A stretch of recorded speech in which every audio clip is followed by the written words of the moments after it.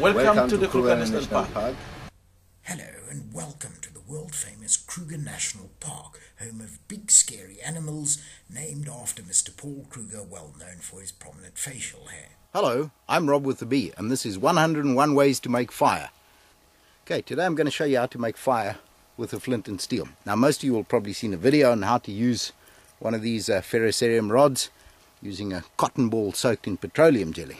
Of course, if you've seen the videos, you've also seen comments like this. Yeah, like where am I going to find wild cotton balls in the wild? Loser! Ha ha! And it's a valid question. Even if you had packed some cotton balls soaked in petroleum jelly, by day 3 or 4 you would have used them all. Now you might be carrying something around with you that can work as an alternative to a cotton ball. In a previous video I showed you how you could strip the ends off an earbud and then make yourself a cotton ball out of that.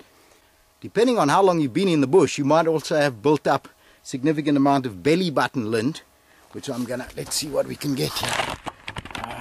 Oh man, there we go. So yeah, that'll work. Yeah. But today I want to go a bit more natural.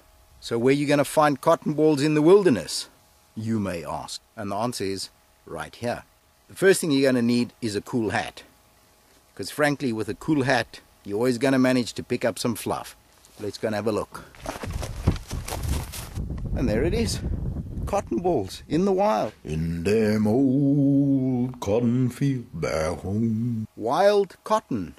Basically fluffy, hairy stuff. So there, if you look carefully, you'll see that it's got the seeds in there. You can remove those if you want to. But there we have a perfectly acceptable cotton ball. Petroleum jelly. Now the truth is, this stuff's naturally rich in oil, so you don't really need what I call a wickwid, some sort of wicking liquid to sustain the flame. But if you want to, you might well be carrying around something like lip balm, or what is this, also some kind of, hey, that one's got beeswax, continuing the natural trend for today. Or something like this, Zambuk, brilliant stuff. You can chop your arm off, you put some of this on, it grows back. We use it all the time over here. Okay, that might be a little bit of an exaggeration. I think today let's use a little bit of the beeswax stuff. Just gonna rub that on my finger, rub some of that on there, and that's just gonna be like a flame extender. It smells good too. Right, now the biggest danger today might actually be setting 5 million acres of pristine bush alight. So I found a spot where there's a little dry stream bed, some exposed rocks, and that's where I'm going to make the fire quickly, just to show you how it can be done. So we have a standard ferro rod here. This one's called fire maple. It's got its own little scraper which has teeth over there. I hope you can see that. That allows it to pull bigger chunks off. The ferrocerium rod, basically the same principle as I've showed you before with the opinel knife, using the pyrophoric properties of certain metals.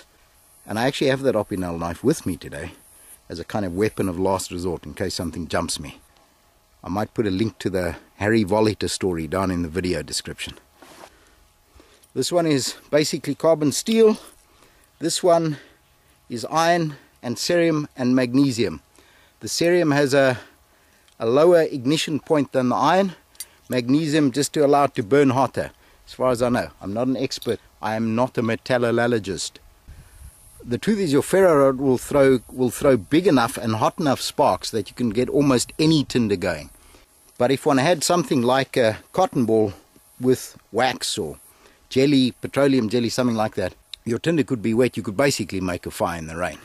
My particular technique is to hold it like that with my thumbs, get a bit of leverage and throw some hot sparks. There's no shortage of really dry grass about at the moment and dry sticks, so we'll use a bit of that. I'm going to make a really small fire.